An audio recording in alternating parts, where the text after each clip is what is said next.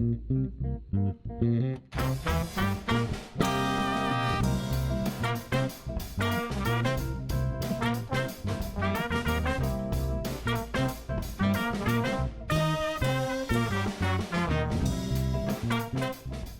I'm Ted Haftegabber, founder and producer of Live Talks Los Angeles.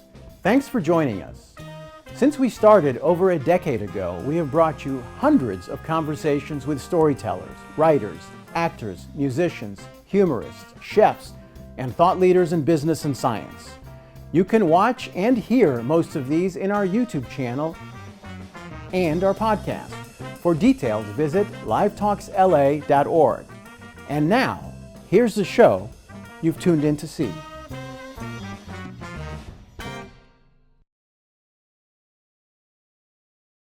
We welcome Richard Marx and Patton Oswalt to Live Talks Los Angeles. They'll discuss Richard's memoir, Stories to Tell. Richard Marx has sold more than 30 million albums worldwide over the course of his career. He is the only male artist whose first 7 singles reached the top 5 on the Billboard charts. And he has written on a #1 single in each of the last 4 decades, an accolade previously only reached by Michael Jackson. Patton Oswalt is an actor, comedian, and writer, and continues to find success in all areas of entertainment, from his award-winning comedy specials to his many memorable film roles and guest appearances on his favorite TV shows. They will talk, and towards the end, I will pose some questions sent in from the audience. Take it from here, Patton. Thanks, and thank you all, everyone, for tuning in with this conversation with me and Richard Marx, who has just written an amazing memoir, Stories to Tell. Come on, it's so, look at that. Look at, as he said, let's talk about the hair game. Whoa, that is structural, right there. Structural. Fantastic. It took a team. What, actually, my first question has got to be, because you are still writing songs. You put out a single recently, right? In the last year, we had a top 15 single, yeah. And you're touring like crazy. So what was the point where you're like, well, maybe I should write a memoir? Was there a part of you like, should I wait another 10 years, or is it time to tell all these stories, put them all together? What made you decide it's time for a memoir? Well, it was not going to be a memoir, Patton. First of all, it's so good to see you, and thank you so much for doing this. Oh, I love you, and I love that we've become Twitter pals. And we're going to talk about you being the scourge of right-wing Twitter in a little bit. It's amazing. Your Twitter game is fierce and frightening, but as is yours. Thank you. So the answer is, I never thought about writing a memoir, and if I ever did, you're right, it would have probably been in 10 or 15 years if I was still alive. And so the answer is that it was so organic in that I started about 9 or 10 years ago doing solo acoustic shows where it's just me in the audience, and I've got a guitar and I go to the piano. And so when I started doing those shows, which scared the living shit out of me, the prospect of them, like I'd done like charity gigs where I'd go and do 3 songs, with just me and my guitar or whatever, that's no problem. But to do a 2-hour show, just me, was a daunting prospect. And so I knew that, because for me, what the show is what happens in between the songs. Like I feel good about the songs and singing the songs, but if I'm just gonna get up and sing my songs, you could stay home and listen to the fucking records, Yes. And I wanted to sort of curate what I talked about in between those songs in a way that I never had before. Because when I would do band shows, I would talk to the audience a lot, but it was very off the cuff. And there would be a few sort of funny introductions to songs, but nothing that was sort of like a show, So I realized that I had a bunch of funny stuff that has happened to me throughout my career. Yes, Most of it involves other artists, and because I've worked with so many different artists as a writer and producer, and totally separate career from my artist career. Yeah. So in doing those shows for a few years and honing those stories, and you can really appreciate this, my admiration for people in the world of comedy, to land on that punchline, to land on that, to nuance certain things and to get a laugh became like heroin for me. So at the end of the night, and I go back to my hotel, I wouldn't be running through to me, the success of that night's show was how many laughs I got, and did I get the laughs that I'm supposed to get? Right. So those stories I realized were funny because the audiences were roaring. And so I started just sort of jot them down. And then along the way, somebody said, every story you tell up there in between songs is a chapter of a book. So it was really just going to be a book of those stories. It was not going to be a memoir until I got a book deal. And then it was like, oh, well, they really want you to kind of delve a little deeper into your life and make it a memoir. And I was like, but I'm 57. And they went, yeah, well, you've lived enough to write this book. So close enough, write it, go. Close enough, write it. Come up with some stuff. So that's really, so it morphed into becoming a memoir, in that I do talk about, stuff that happened when I was a little kid and all through my life. And I touch a little bit on my personal life. I've always been really a private.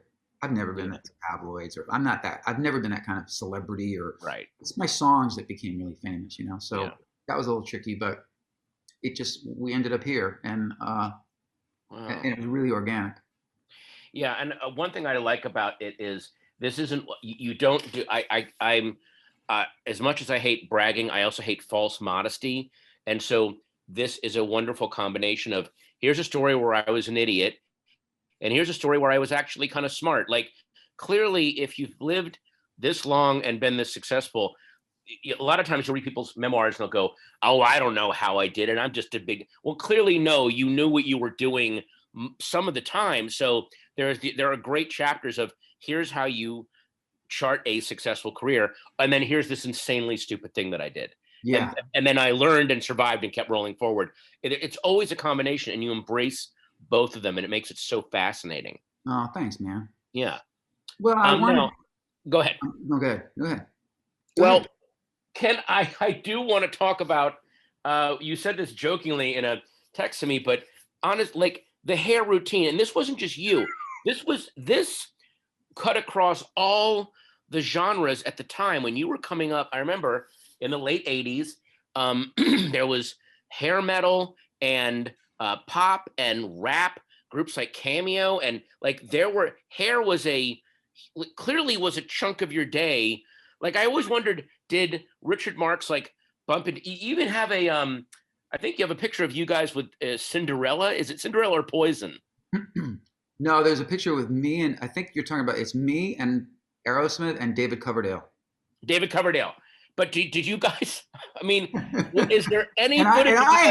I had the least ridiculous hair in that photograph. Yeah, I know. But what I'm saying is, did you guys ever go, so what do you do? Like, because I just imagine any artist is like, the lights at the Lisner, those will melt. I have to use a different, like, did you ever talk about the different products I use based on the different venues and like hair trade secrets, swapping? Yeah. Yes. I don't remember it, man, because we all sort of looked equally ridiculous, and now I look back, like some of those pictures you're talking about. David Coverdale is a good example, and I'm still friends with David Coverdale to this day. He's a really great fun voice. guy. Oh my God! And what a voice! Yeah. But I remember hanging out with him. There were a couple of years where he and I hung out a lot, and I just remember sitting and going, and looking back now, it's as ridiculous as my hair was. But I would look at him and I go, God, he's got great hair. Like, I wish I had his hair. It was all hair envy. And so, But no, now in retrospect, it was stupid, because I could have said, dude, can you help me get that? Can you help me?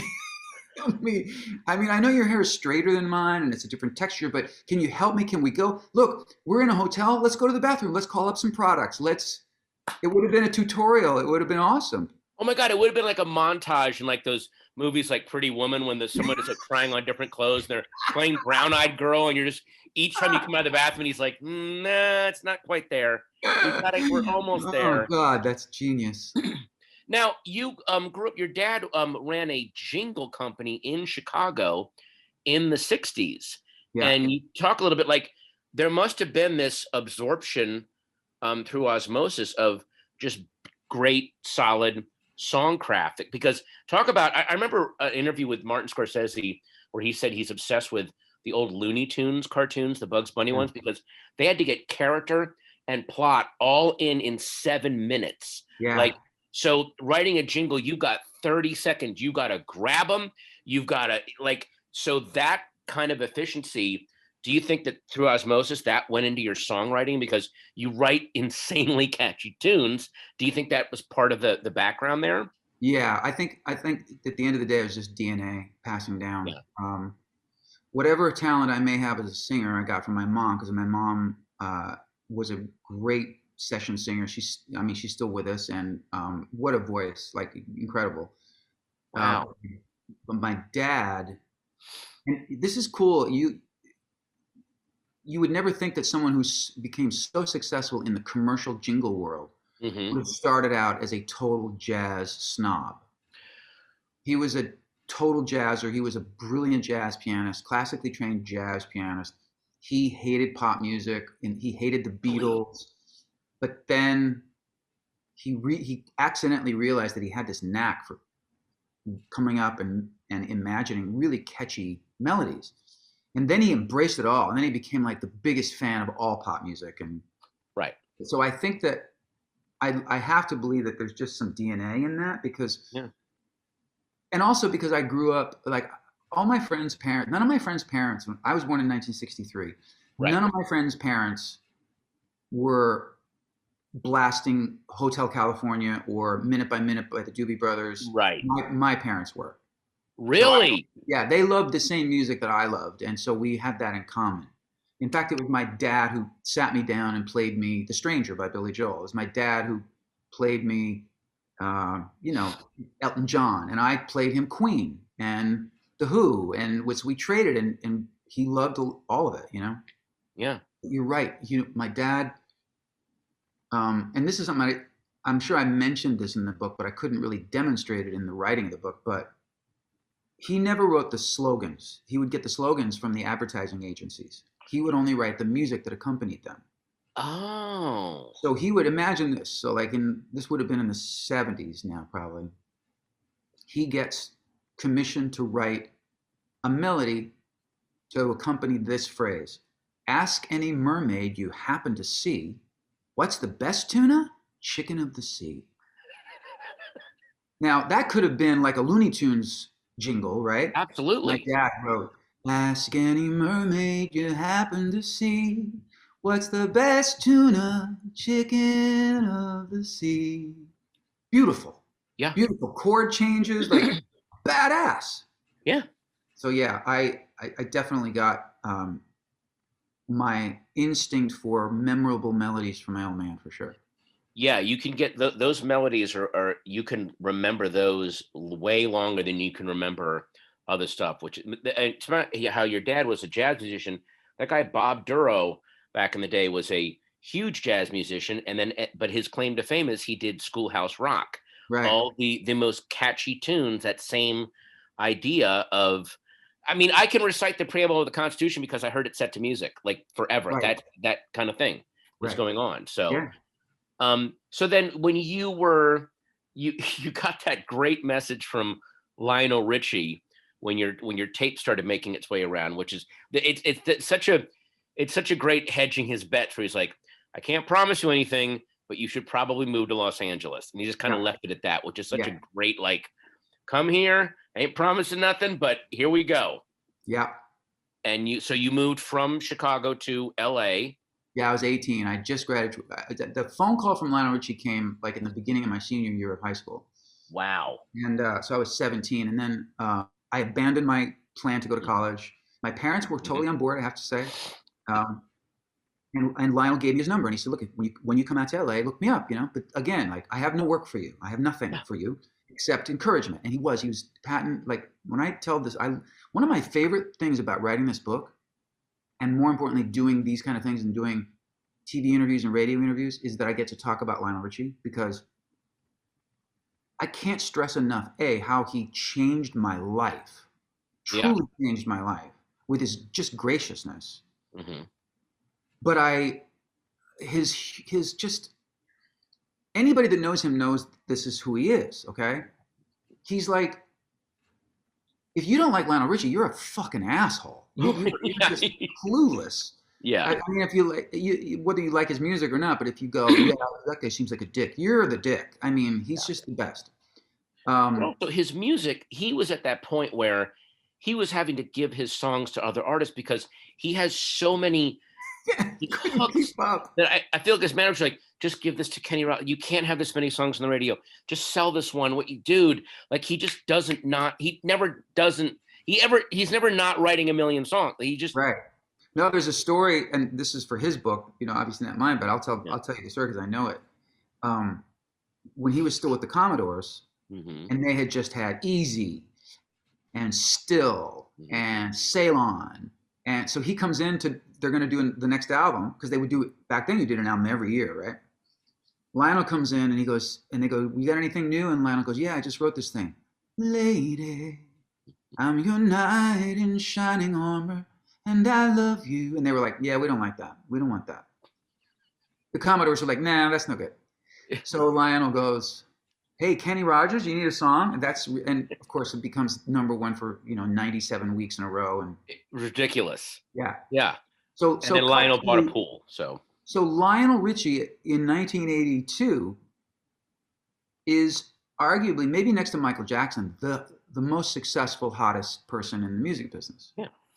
And he hears a cassette tape of some kid in Chicago, Jesus, whose phone number is written on the back in pencil. I mean, not only does he listen to the tape, but he picks up the phone and calls that kid. And I'm just like, and he talked to me, it must have been, Patton, he talked to me for 20 minutes and just like, man, I get a lot of tapes but I really like your songwriting. I know these are just your first few songs, but man, you should have heard my first few songs and you've really got it going on and but you can't do it in Chicago. You got to move to LA. And so then that's how that conversation happened. So then I go to LA and he ends up hiring me as a background singer on his first solo album and then recommending me to his buddy Kenny Rogers, who we just mentioned. Yep. That's how I launched my songwriting career, was with Kenny Rogers, cutting some of my songs. But it all traces back to Lionel Richie. Wow. That's, yeah. And you sang backup on All Night Long. I did. I go, all night. That's me. All night. All night. That's you. Never forget. Every time you hear that from now on, you're going to be like, that's Richard Marx. No, that's Richard Marx back there. That's like someone just pointed out. Richard Marx back there, right? It was the song "To Do Run Run," the backing vocals at Sonny and Cher before they were Sonny and Cher. Right. They were just studio guys hanging out, and they went, "Yeah, sing the backup here." Right. That was them. Yeah. So that's not just All Night Long, but You Are and Running with the Night. I sang on a bunch of Lionel songs. Wow. Yeah. Well, so when you got to LA, what was I hate to use the term, what was the scene like, but you were also going to clubs and watching other acts, and like what was happening at the time, the year that you got there? It was starting to get into hair metal. Yep. Because Van Halen was huge. Yep. Which was awesome. And it was people. It was the heyday in a way of, as big as he was in the 70s. Rod Stewart had an incredible period in the 80s when he could do no wrong. I remember. That's right. He did that. He did this album with the guys from Power Station. Remember the band Power Station? Yes. With Robert Palmer. And, that's right. So yes, he did. There was a lot of sort of like incestuous stuff going on, and the same producers. The producer who did Donna Summer was doing Rod Stewart, and it was just sort of like the session scene in LA was so awesome. And when I would go in to do a session, I'd be singing on a Madonna song on a Madonna record. And down the hall would be Barbra Streisand, or down the hall would be David Lee Roth, or down the hall would be Julio Iglesias, and it was so exciting. And the studio scene, the recording studio scene in LA, every time you'd walk into the courtyard of one of those studios, it would be like a who's who. And wow. And for me, it was exciting to see the artist, but it was really, I was a geek in that I was a credits junkie, and I knew who played, harmonica on every track. And yeah. I knew all these guys were really heroes to me, these studio musicians. And so getting to know them and working with them, And sometimes they would be finishing a session, and then I would be brought in to sing. You know, it was all layers. Yeah, oh, yeah. The studio guys were leaving, the musicians were leaving. I'd be coming in to sing background vocals, and so we all got to know each other. And it was, and the guys from Toto were all, you know, heavy session players. Steve Lukather and David Page, the keyboard player, and it was. And I explained that I have 3 sons who are grown, and they're all great musicians, and they're totally making their way in the music business. And it bums me out that period is so long gone. Yeah. Because A, it was just exciting, but also B, you could sort of make a living. You could get by, as I did. I made a decent living while struggling to become an artist, you know? Yeah, it's too bad that a lot of that those little crevices where the creatives could hang out, earn money, but then creatively be in the wilderness in terms of what they were going to become. Like, you were just there observing what everyone else doing, and then figuring out, okay, what's going to be my spin on this? But you don't have to starve doing it. Yeah, you're right. That's gone. Yeah, and frustrating. And you know, one more thing about Lionel, one of the greatest gifts he gave me was, beyond hiring me and welcoming me into his, you know, singing on his record. But I remember after I had done a couple of sessions, and he felt like he knew me, and so he knew what my personality was like. We were leaving the studio one night, and he said, "Listen, I don't have work for you every day by any stretch. Like, I don't know when I'm going to need you to sing on the next thing, if I do." Mm-hmm. But he said, "I just want you to know that if I'm in this room," meaning the studio, "if I'm in this room, you're welcome to be in this room." Oh my God. And I just looked at him, and I realized what he was saying to me was, you can hang anytime you want. Anytime you know I'm in here, you're welcome to just be here and watch. And it was like somebody saying, it was like a professor saying, you're welcome to come and audit my master class every day. Yes. And I never missed a day. I was in there every single day, just watching how he dealt with, you know, the different musicians, and watching how the engineer worked, and just like learning. It was like going to the ultimate record producer TED Talk, you know? Yeah, the hang is so important. That was one of the things that drove me crazy about the pandemic was, you know, comedians we depend on the hang, you know, to bat stuff around and things like that. So you know, that is so important, especially when you're developing. That is so important. Yeah, really. Yeah. Especially like one of the most important things of the hang to me was, I don't know if you've ever, you probably experienced as a musician, is you find what you think is an amazing idea. Wait a minute. Oh my God, there's something here. And you pursue it. And then you run into a wall and you realize, no, that actually wasn't worth it. But then you realize that's not the end of the world. You just recover. And like the moment when you work on an idea and it just doesn't work, but then you wake up the next day and keep going, that is so much more valuable than a success, in my opinion. Yeah. Well, also, I don't know if this has happened to you, but it's happened to me several times where I'll work on something to the point where I'll even cut a track. I'll go into the studio, you know, cut a rhythm track, start to flesh it out, and feel like, it's okay. It's really okay. These other songs are so much better. Right. But I'm going to finish this. I'm going to see it through. Mm-hmm. And then all of a sudden, one day, it'll be just one little element. It could be a new guitar part, or it could be a sound that I come up with on a keyboard that I add to it, or it might be a slight melody change when I'm singing the vocal or whatever. And all of a sudden, I'm like, holy fuck, this is the best song on the record. Yeah. And a week ago, I was going to shit can it. And then later, you're like, this is fucking hilarious. It's way more freeing when you have something and go, this is shit. But you just described something that is the peak of frustration, which is I've worked my ass off on it, and it's really okay. There is nothing more frustrating. Like, give me the freedom from choice. Can you just be shit so that I can forget about you? Right. Nothing is worse when something is really okay. Yeah. Now it's kind of like, what have I not? And yeah, I've had plenty of bits that were really okay, and maybe I'll drop them in the middle of the set, and like you said, some new angle will hit me, and suddenly it's a closing bit or it's a killer thing. But yeah, that description, it's really okay, is the worst zone to be stuck in with material. Yeah. Oh, it drives you crazy. Yeah. Because you know there's something there, but it's not. Why isn't it where it needs to be? But I also think that that's a function of if you've been doing something long enough, and I know that you'll understand this, but I hope that our viewers understand this. And I say this, I only mention this now because to encourage. Right. If you've been doing something long enough. Yeah. I remember my father saying to me, maybe 5, 6 years into my songwriting career, he gave me this gift and he said, "You're now at a point where you're incapable of writing anything awful. You know too much. You know you're not going to finish it. Are you going to maybe have the random awful idea at the beginning of an awful idea? Yeah, but you're going to abandon it because you know it's awful.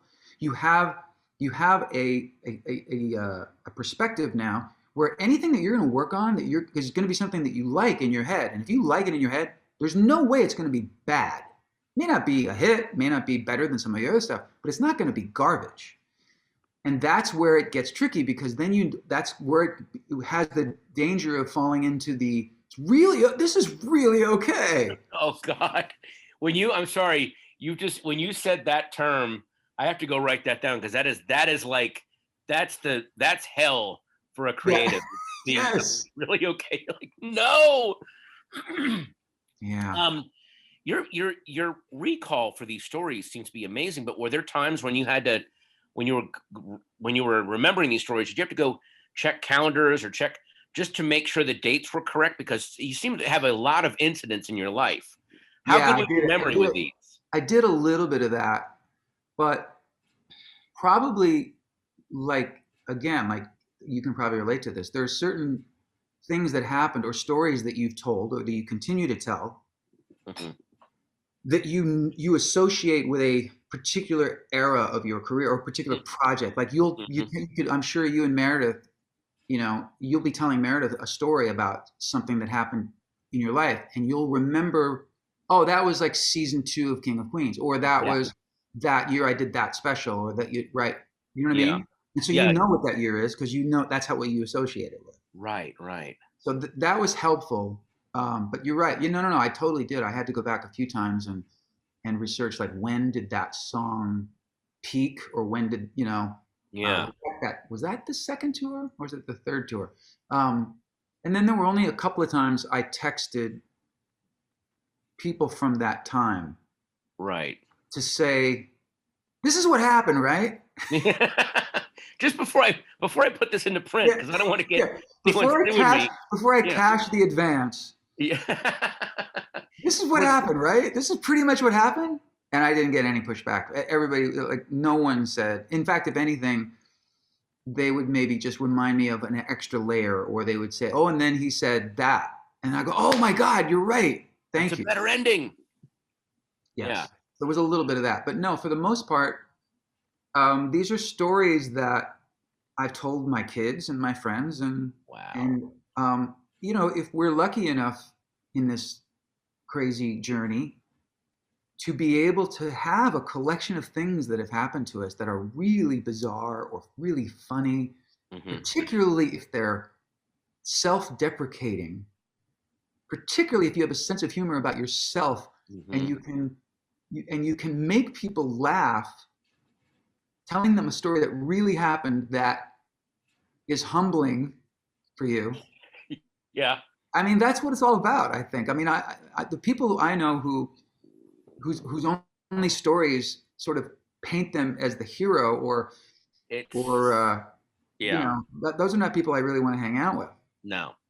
I also love how you have stories where even in the telling, I'm going to mention one where you walk out of a studio, I believe at 3 a.m, and Prince is just playing basketball by himself. Yeah. And you don't tie it into some bigger cosmic truth. You're like, I walked out of a studio at 3 a.m. and I watched Prince play basketball. That's a memory I have. I don't know, like, just that moment of like, I get to be in this business. And that's all. Like, there are those moments where you're like, oh, I don't know if there's a bigger meaning to this, but isn't this cool that I got to see this? Like, that was so human and real. Yeah, I mean, and it wasn't. I could absolutely embellish that story, but it would be pointless, and it would be just overwrought with. It would be trying too hard, Yeah. The truth is, I was leaving the session. I was tired, and there was a basketball court in the studio, and I looked, and I thought it was a little kid because he was a little guy. Yeah. And he fucking sank a all net Yeah. shot like from across the, and I was like, and I looked and as he walked away, I saw it was Prince, and I was like, holy shit. Yeah. And you're And like, he was gone. He was gone. Like I'll tell you something really quick that's not in the book. oh, okay. This is a good one. All right. Maybe 4 years later, about 4 or 5 years later, I'm in a studio called the Record Plant, which is famous, really famous. Also historic. Historic. And I made a lot of records there, as did many, many other people. Yeah. So the particular time that I'm there, I'm in one studio. Luther Vandross is in another studio. Mm-hmm. And I think Babyface was in another studio. Mm-hmm. And we get word, we meaning my engineer and some of the guys that are working, the technicians in my studio. I come in one day and they say, hey, by the way, we got word from management that Prince is coming in to record for like a week and a half, and he's going to be in that back studio. And they told us, please don't address him, don't talk to him, don't look at him. Right. And I go, I'm sorry, what now? Who said what? Who came in here and said what? Yeah. Are they comping my studio time? Or are they? Yeah. They know that I'm paying like a lot of money to be here, right? And like the management came in. The studio management said, I'm not allowed to look at Prince if he's in the hallway. Is that what they? So I'm now riled up. And I'm like, I can't fucking wait to see Prince because I'm going to be like, hey, man, I'm going to get all up in his face and shit. Because it's like how arrogant and how, that whole thing that just irritated me. And I was like, this is bullshit. And he's just a person like the rest of us, although he clearly wasn't. He's clearly not like us. Yeah. But I was all pissed and young. And so days go by. We don't see Prince. Nobody sees Prince. Mm-hmm. So one day I'm ducking out to go meet somebody for lunch. I'm coming back to the studio later. And as I'm walking out the front door, the receptionist says, hey, Richard, we had a call about blah, blah, blah. And as she's talking to me, the door's open.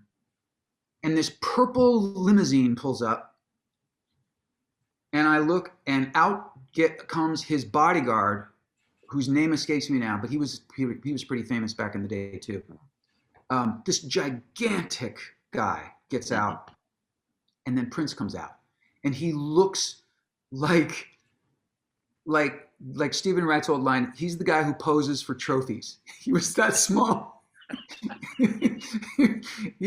he was so, and I was like, oh, so I have this flash of like, there he is, and now I'm like stealing myself to be like, I'm taking a breath, and I'm about to like say, hey, you know what, man? It's like. And as he walks to the door, he sees me, he goes, Richard, hey, man, how you doing? I'm Prince. Oh, God. And I go, hey. He goes, it's so nice to meet you, man. And I go, it's really nice to meet you too, man. And then he goes, how are you working on a record? I was like, yeah. He goes, yeah, me too. Well, I'll see you, I'll see you around. I was like, okay, Prince, see ya. And then I turned back and I was like, Prince is super cool. Yeah. So, of course, cut the legs right out from under you.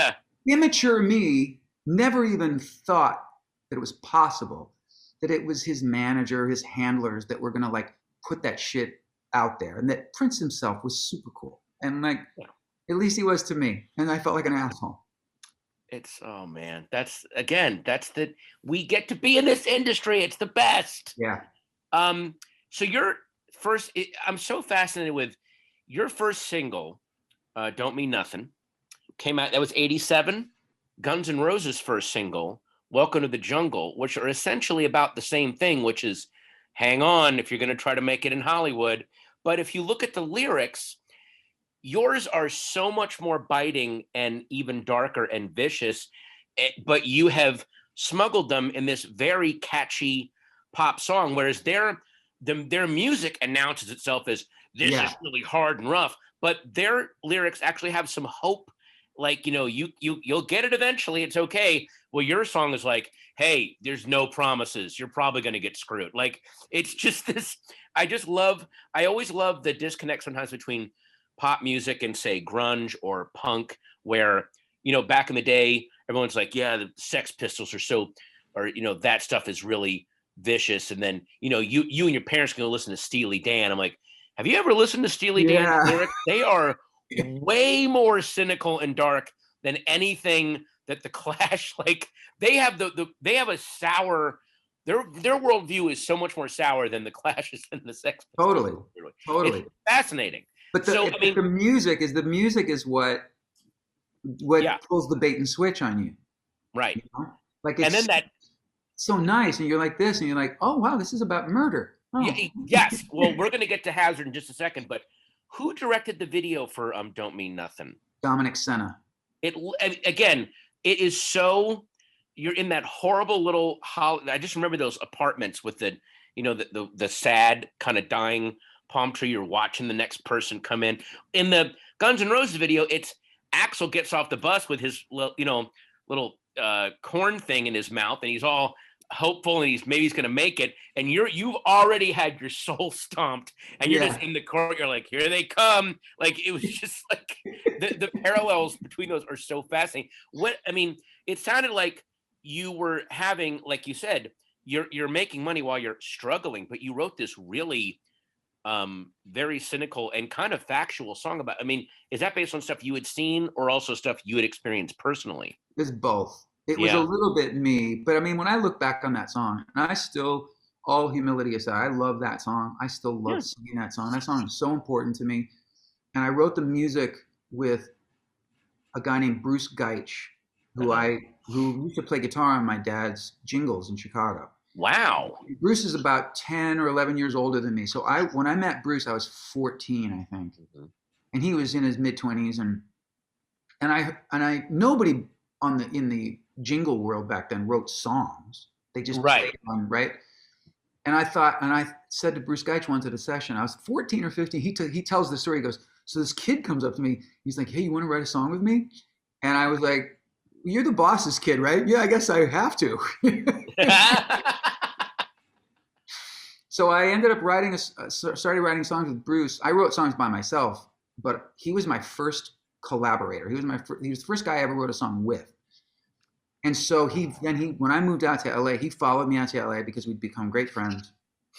And one day we were just sitting around, and I'm such a hack guitar player, but I have really good riff ideas and part ideas. I just can't always facilitate them and execute them. And so I said to Bruce, I said, I'm hearing this melody, but I think it's the riff too. And then he added, and bow, bow, bow, bow, now. And all of a sudden it was like this blues, swampy. Yeah. Thing. And it just, so the music was written in, like 15 minutes. We had the music and I had the melody. And so then Bruce went home and I sat there, and over like 2 days, I constructed this whole sort of story with little vignettes in my mind that became like the video. And some of them were just like about empty promises in Hollywood, and guys who had told me they were going to sign me to a record deal, and then the number you have reached. And then I just started to mix in imagery of every working person who's getting screwed over. Yeah. So that's why I think it made it universal. There's definitely some inside, like there's a line I put, the producer says, let me change a line or two, and a little bit of something can look awfully good to you. Meaning, like, you gotta play these games, you gotta give up something to get further. And I remember almost changing that line, saying the producer, like nobody knows what that means, what a record producer is. And it was too inside, and I was like, fuck it, that's my story. And so I left it. But what's funny, Patton, is when I look back at that lyric, I was 22 years old. How cynical really could I have been? I was 22. And I had a hot girlfriend, and I was singing on Madonna records and watching Prince play basketball. But I wrote that. But I was also fucking pissed off and like tired of being rejected, and I was very conflicted. Yeah, I forget, someone tweeted this years ago, but the quote was, "This is how the world works," and then it's a 20-year-old. Like, absolutely, like, yeah. Okay. But by the way, again, getting back to the music, even before you hear the lyrics, the music itself that you just went, the music sounds like it's responding to a young, hopeful, I'm going to go to Hollywood, and I'm going to write this, and the music's like, well, hang on, okay, that hang on a second. it Yeah. literally has that feel of like, okay, I'm really happy for you. I hope it works, but like it's so cool. I'm going to ask one more question. There's so many. One of the questions that they sent me a bunch of questions. I have a bunch of mine. Some of them were like, are there some of the stories you can tell without spoiling? I don't really want to talk about. There's so many good stories. Don't spoil them to anyone. You should go. This is I read this in a day. It's a really fun read. It's like sitting at a party and this guy's like, oh, you want to hear, like, everyone you want to hear about, he's got a cool story about. It's really, really fun. But were there any memoirs or other books that you read before you wrote yours, or did you try to keep it in your own, like anything that you read? I didn't read anything as sort of like inspiration intentionally. But of course, the more I was writing my book, the more I was influenced, I realized, by a couple of books. One was years ago, was Rod Stewart's autobiography, which if you've never read it, it's really, really a fun read. Oh, wow. And it's told, I don't know him well, but I did a show with him a couple of years ago, and we've run into each other and hung out a couple of times. And I'm a huge Rod Stewart fan. Me too. And great, amazing voice, amazing songwriter. Yeah, and a very underrated songwriter. You know? Yes. I mean, people forget that this guy wrote "Stay Away from My Window." I mean, come on, man. Also, people forget that he was the guy that blew the lid off Top of the Pops back in the day when you had to go on and lip sync, and artists hated it. He was the first guy that had the balls to openly not do that, to show that no, we're playing to attract. When they did Maggie May, they ended it. His band started playing soccer on stage, which at the time was like, "Your career is over. How dare!" But everyone loved it so much it made him even bigger. Yeah, totally. So ballsy. And that's why you can imagine his book is full of really great stories, and it's his sense of humor. And so I've read some really great memoirs, but that one was just that one really spoke to me. And what influenced me in writing my book was I really wanted to tell it the way you just described it. And that's kind of what Rod's book did. It was as if he and I as if he invited me to go have martinis and told me a bunch of stories. And occasionally would grab a guitar and go, so this, when I this part here, and then blah, blah, blah, blah. And that, just sign me up for that anytime. Yeah. And so I wanted my book to read that way. And I also wanted it to be, you alluded to it, but like what I like about my book actually is you could just go to any chapter. Like if you put it on the back of your toilet, that's a smart idea, because you could just grab any chapter and it's its own little story. That's a great, by the way, that is high praise for a book. If you have it near the toilet to grab, like if it's that frigging readable, that is high praise indeed. So yeah. But it's also like you want to consume them. You want to consume it in bites. Yeah. This is a whole bit, by the way, that I'm going to leave that to you, because this is going down a real interesting rabbit hole. And then another book that was inspiring to me, which I read after I had started reading my book, was Paul Stanley's book. Really? Yeah, it's really, really. In fact, it made me. I was doing this thing in the pandemic. I was doing a thing like this. I was just talking to people, and it came up that he was following me on Twitter, and so I read his book, and then I was like, I really want to.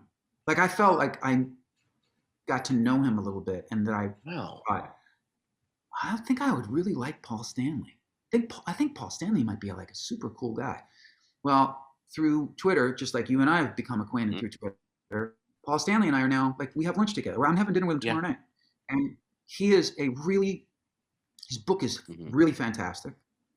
But he's such a quality guy in that I have such respect for anyone who is constantly in the process of evolving and open to learning new things about themselves and altering their behavior and coming, just because, like these people who are like, well, this is the way I've always been, this is the way I've always done. Right. Yeah. Paul, he's a gentleman, and I can't say enough about him. I absolutely adore the guy. So his book was influential in mine as well. Well, there are so many fan questions pouring in, but I want to ask one more. This is my self-indulgent question.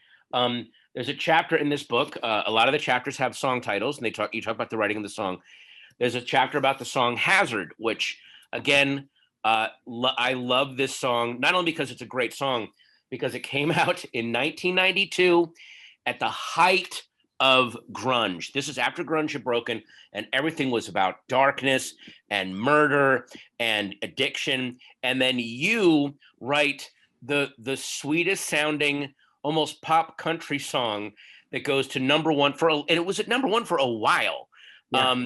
That it took people a while to realize it's about a friggin' murder, and it's probably being sung by the murderer who's lying to you as he's singing it. So that, again, the fact that at the height of all this grunge and that you just gonna sneak through with hey guys, with this really nice upbeat sounding song, and you write about where that song came from. It's so eerie. You were on your tour bus. I think you said you were half asleep driving through like Indiana. I've made that late night drive many a time. No, this is no bash on the Midwest, but people in the Midwest know there are just some eerie areas out there. There's just areas of long stretches where you're like, I feel like something bad happened out here. And without you getting all tales of the supernatural, it does feel like you maybe brushed up against some kind of deep, weird, dark vibe out there and then channeled it into this song. Like it's a great chapter, but it's very eerie how you talk about where the song came from. Yeah. And that's pretty accurate. Although the thing that's interesting to me in your description of it is, I think it's the production. I think the way I produced the record and the sounds that I chose and some of the parts, and like when the chorus comes, it's sort of this release as a chorus, good chorus should be. Yeah. And it's sort of, and the chorus is, all of a sudden in a major key pretty much. Mm-hmm. And it's a lift, but the verses are in a minor key and a little, but it's got a sort of a lilting beat to it. Yes. But the lyric was not even the lyric came so much later because it was just this piece of music. What I dreamed when I sort of half asleep came up with in that tour bus in the middle of the Midwest was just music, just the chords and the melody. And I remember thinking, there's something, and I remember thinking the word ominous. There's something ominous about this song. And I had no idea what the lyrics should be. But then I thought, I'm going to try to write a mystery, like a fictional mystery to it. And then it became a real project. And I swear, Patton, the more I worked on that song, the bigger a piece of shit I thought it was.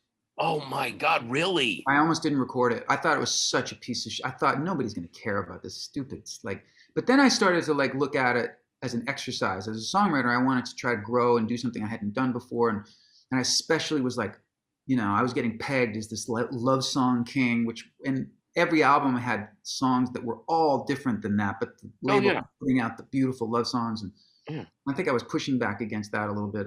But when I put it on the album as what I thought would be an album cut, and then it became a single and it became a hit all over the world. And to this day, I have people come up to me and ask me about that song. So it's one of those things that I'm just super grateful for. I don't really even remember where it came from. I write in the book about how I came up with the name and all that, which you can read in the book. But it was that's like for sure the most unexpected success song I ever had.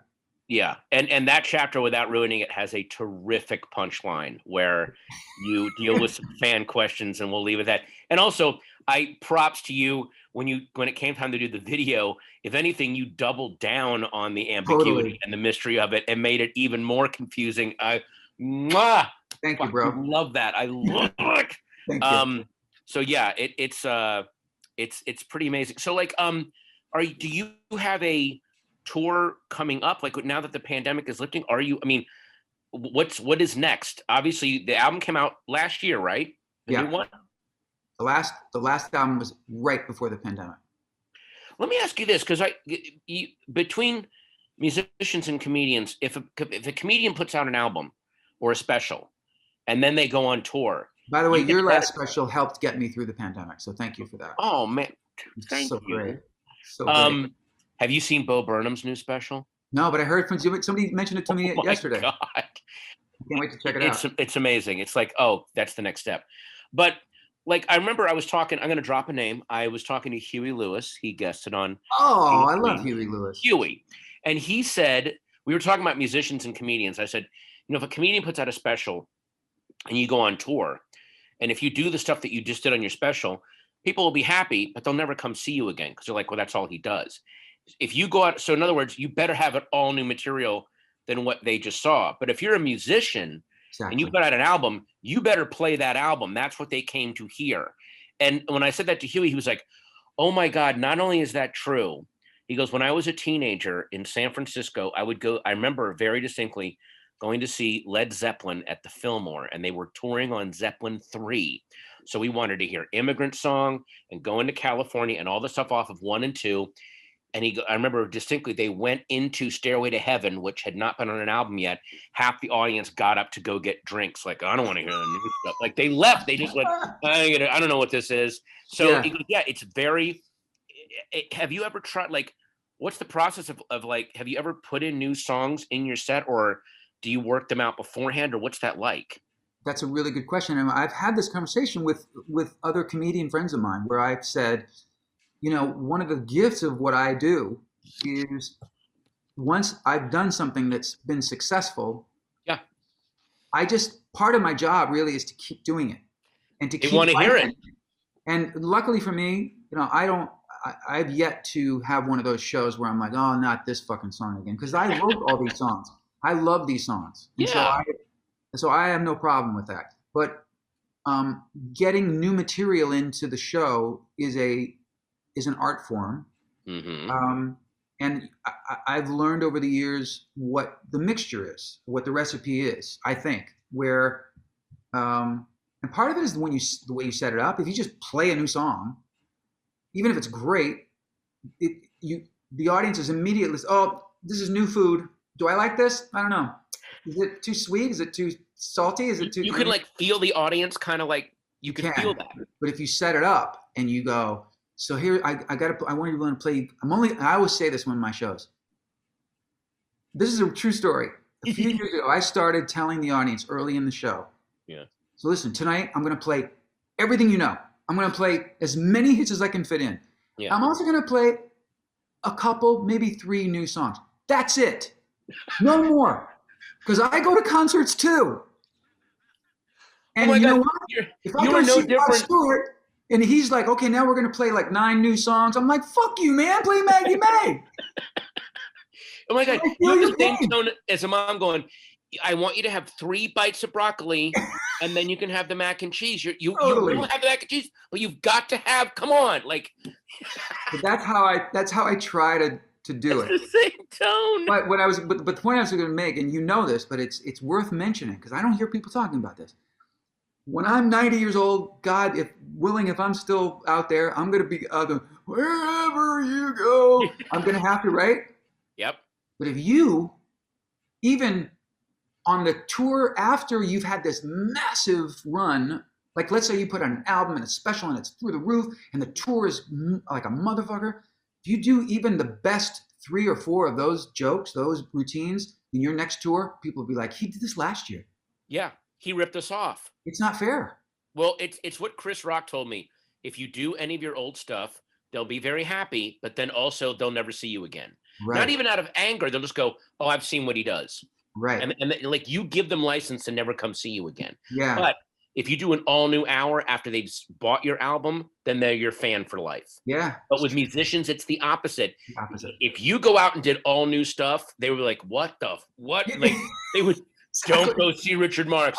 That dude, I don't know what his problem is, man. I paid $87 and he didn't even play Don't Me Nothing. He's an asshole.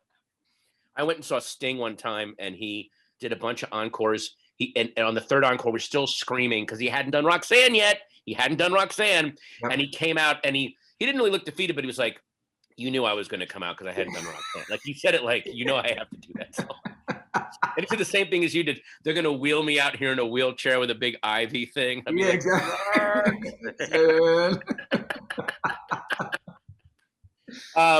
So I guess audience questions are coming in.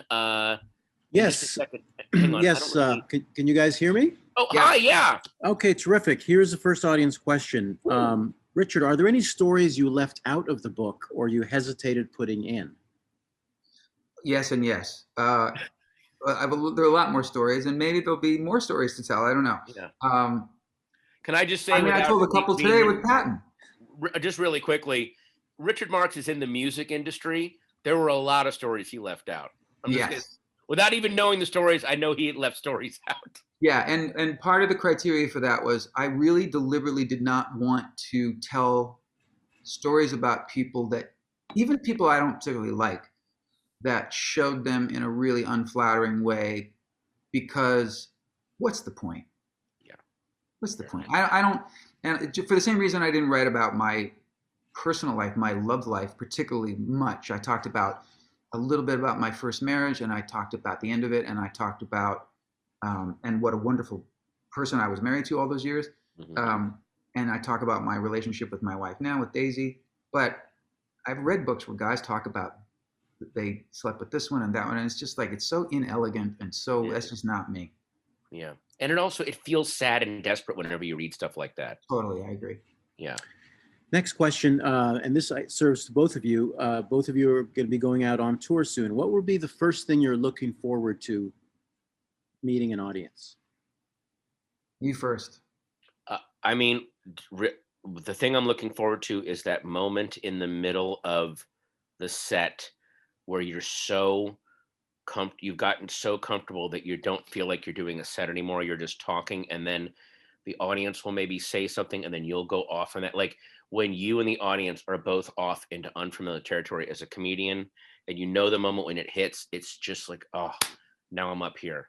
You know, in the beginning, you walk out. I'm sure the same thing, Richard, because you're excited. It's not. I'm never walking out going, oh, let's just slug through this again. I'm always have that. There's always a possibility that what if this doesn't go well? And I love that feeling. But then once you hit that groove, it's that moment. I can't put a name to it. I call it vitamins. It's like a Z-Pack for me. It's it's why when I've been, under the weather, or, had a, before I had my hips replaced, which I've had both of my hips replaced. Oh my God. I was in a lot of pain, and be on stage and trying to still run around the stage, and, running around the stage with a guitar it was physically painful. And I just remember, I don't feel it because this is just vitamins. This is just, I mean, think about what we do, man. We get up on stage in front of people who paid to basically come and tell us that they love us. You're right. It's very messed up. It's pretty much what we do. Yeah. We get up on stage, and people, I mean, think of another, other than an athlete, a professional athlete, think of another occupation, where you get applause for what you do. Like the fucking heart surgeon who saves the guy's life is done with her surgery. There's nobody in there going, woo! Right. There's nothing. He gets nothing. Yeah. I play a wrong note on the piano and make a joke about it, and the audience cheers me. So there you go. Oh my God. Yeah. That's why I don't complain. Yeah. It's hard to complain. Richard, how do you feel about collaborations? And is there anyone out there you haven't collaborated with who you would like to collaborate with? There are a lot of people. I think the collaborative part of my career, I feel like I've had two careers. I've had the artist career where I'm the performer, and it's all about me, my thing, what I'm into. Mm-hmm. And then this whole other career before and after and during that artist career where I was a collaborator, and I worked with everybody from Vixen to Paul Anka to NSYNC and the Tubes and Daughtry. Oh my God, I didn't Olivia Newton-John, and like the list of people that I've worked with. It's like my career as a collaborator. That book should be called Sybil, because it's so schizophrenic. You were in the studio when they recorded She's a Beauty. You were there with the Tubes, for God's sakes. Pete Wabel is my kid's godfather. He's my lifelong best friend. Hang on. Look at this interview with Vixen. Look at the hair. Yeah. Oh my God. Anyway. Collaboration has been a really important part of my life and career. It's forged friendships that are lifelong. It's also just taught me. I'll tell you really quickly. Not that long ago, maybe 8 or 10 years ago, I met Chad Kroeger from Nickelback. Uh-huh. And I don't really understand why Nickelback gets the hate that they've gotten, although I've certainly gotten my share of hate. Hmm. I like Chad. I ended up writing some songs with him, and I got to tell you something.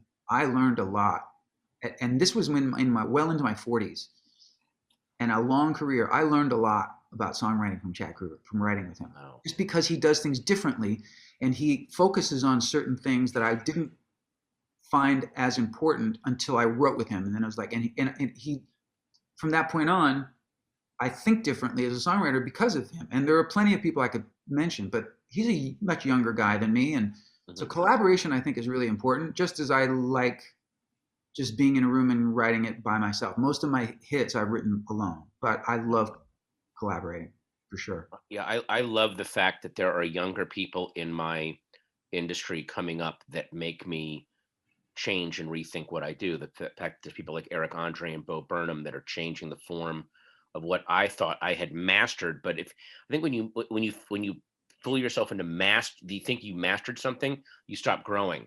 So there's people that keep coming on and exploding what you think is known. I just love that. I love it. Yeah.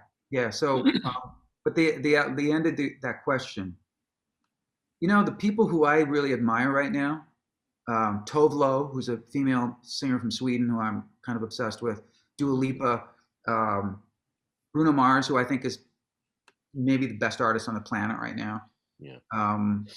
Dave Grohl, who I'm friendly with, and I just love him and his writing. And would I like to work with all those people? Absolutely.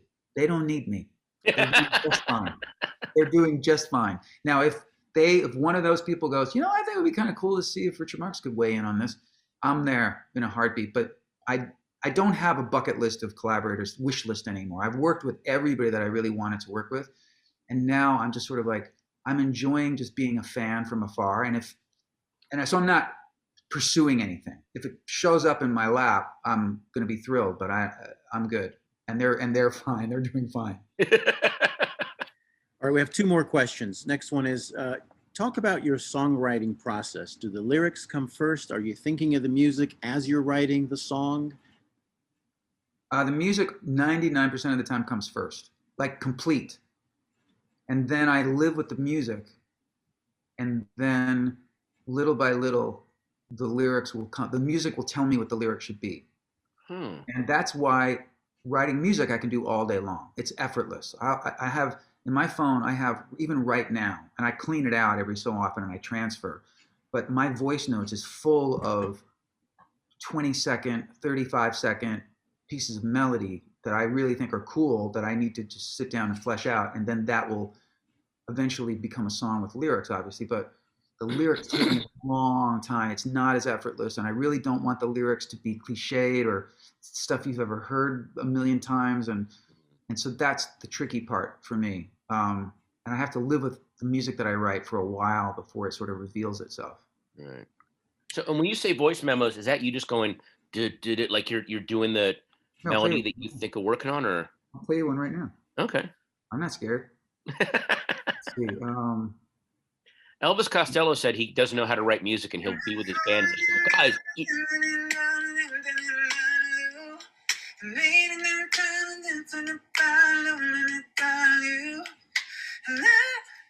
and then I go all over the place. Wow. That's cool. That's going to be a song. And I'm going it's a good melody. Wow. Something that was like 3 days ago. That's awesome. It's got a good harmony part to it already. I hear it in my head. We just got an exclusive, everybody. And our final question. Wait, you were saying something about Elvis Costello, Patton. No, same thing. He will just sit there and just go, like, and oftentimes he'll do it just to his band. Like he'll just start doing that and they'll go, okay, hang on. And then they'll just start working it like right there because he goes, I've never written music down. No, but I mean, I technically know how to write music down. Oh, you do? Yeah, but by the time I would get to the end of the first line, I'd be like, I've forgotten. I don't know what it is. I just sing it into my tape. There you go. That's awesome. Last question. Yes, sir. Last question. Richard, I notice I follow you on Twitter. You do not hold back on what your politics is. Oh, my question is, how do politics and art mix? Do you concern yourself with alienating fans? Clearly not. Yeah. You know what? Okay. in my opinion, this is not about politics. I'm not a Democrat. I'm not a liberal. I hold a lot of views and a lot of opinions that would be considered liberal and that would fall in line with the Democratic ideology. I have voted for Republican politicians in my life. I have voted for the person who I think is the most decent person to do that particular job. What we've been dealing with for the last 4.5, 5 years, and even before that, in the beginning of the Trump campaign, is a totally different, distorted thing. It's not politics, it's decency. It's like, do you want to be on the right side of humanity, or do you want to be on the wrong side of humanity? And so what I find is a little lazy are the people who just immediately peg me as this lefty political. It's not. It's like, you look at what I rail against. You know what I rail against? Racism. You know what I rail against? Bigotry. You know what I rail against? Sexism. You know what I rail against? It's ignorance and intolerance and like that stuff. So if I lose fans over me railing against those things, don't let the door hit you in the ass. By the way, again, Richard's tweets are so succinct at nailing, he is right. It's not Democrat or Republican anymore. It is flat out, is this humanity or not? And everyone that's talking about you showbiz liberals and your stupid bubble, stay out of politics. I almost understand. I don't understand politics that much. I get that criticism, but Trump wasn't politics. Trump, especially us, we have worked with Trump types from the beginnings of our careers. If anything, we were on to him before anyone, because we've experienced nothing but him in showbiz. Those are the people that we avoid in showbiz, and we could see him coming a mile off. And it was all of his supposed solid Midwestern, we can see through all of that completely fell for this, as Chris Elliott would call him, this flouncing fancy lad. It's like, how did it? Because we're like, I've seen this a million times. This guy should be nowhere near the White House, Republican or Democrat. This is a sociopath. Well, I mean, also not to overdo it on this, but I always say this, and I know that you totally concur with this, Patton. Mm-hmm. The people who are who seem to be the most outspoken about not accepting or needing to hear from Hollywood elites and elitists in Hollywood and show business voted for and worship a man who literally shits on a gold toilet. Yeah.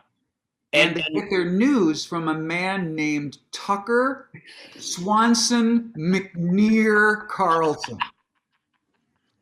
Yeah. So it's insane, the whole thing. So yeah. And also the way that Richard deals with trolls, just not even political trolls, just guys trying to take pot shots. Yeah. And his responses. My favorite one, the most recent one, was you were talking about dyeing your hair. Someone was like, I read that you dyed your hair. What's like trying to own you for it. And you went, yes, I do dye my hair. I pour a drink, I put on some music, and then Daisy Fuentes runs her fingers through my hair. How's your life? Like, it was just the most brutal. I just loved it so much. I mean, it's just so hilarious. Yeah, I've been starting to go gray when I'm definitely due, but it's like, I don't want my hair to be white yet. I think it'll just age me. I like my hair brown. So Daisy Fuentes likes it too. So she goes, come here. I go, okay. Yeah. And you could have added, you also could have added, you seem to be very concerned with my hair color, sir. Yeah. You're spending a lot of time. There's a lot of those too. Yeah. Yeah. Dude, I can't thank you enough. This was so much fun. Can we please do this without selling anything and just like hang? I would love to hang in person. We would love to hang in person. Let's do a double date. Yes. Wives together.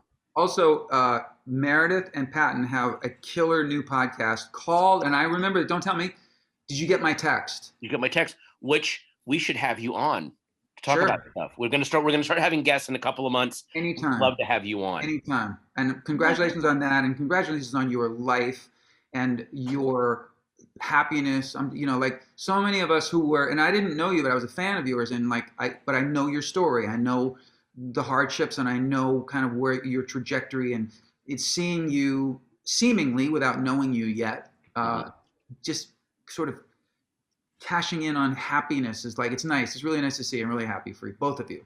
Well, thank you. And thank you. You have that kind of perspective on creativity and longevity that it took me a while to get. And it really is, again, this book is a very, very inspirational and an encouraging read for people starting out or people like me that are still in it. Thank you for writing this. Thank you for writing all this down. It's fascinating. Thanks, buddy. Really appreciate it. Thank you you guys Richard, for watching too. Thank you, Patton. A reminder again, Richard's memoir is Stories to Tell. It is available wherever books are sold, and you can purchase a signed copy in the comment section in a link. Go on gently.